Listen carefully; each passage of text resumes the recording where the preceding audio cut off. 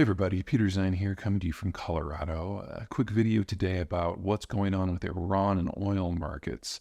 Over the course of the last couple of weeks, getting into July, we've had Iranian oil come on market in a surprisingly large volume. We're looking at about 1.6 million barrels a day of exports right now, which is the highest we've seen in 5 years. I mean, really since near the beginning of when the Obama administration really worked to curtail Iranian exports. So we're looking at a significant high.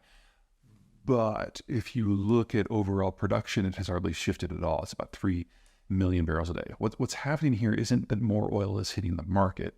It's that more oil is hitting the legal market. A lot of the sanctions that are being used right now against the Russians, that are forcing the Russians to sell crude at a $20 to a $25 discount per barrel, have been in place on Iran for years. In fact, they were in many cases designed for the Iranians, and now those strategies were picked up and applied to the Russians. And what the Iranians have discovered is that if they do the same thing that the Russians have done, sell their crude on international markets at a massive discount, then they come in under the sanctions regime as legal exports. And that's really all that's happened here. They've moved their exports from the gray sector into the white sector. And in doing so, the official data for once is actually getting closer to accurate. It used to be that, over 1 million barrels a day was just smuggled.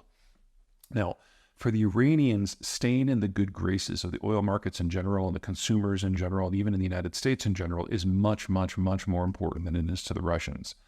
The Russians see themselves as in a state of existential crisis, and they know that over the course of the next few years, if they're going to lose the capacity to act militarily at all, therefore, there really is no price that is too high considering their goals at hand.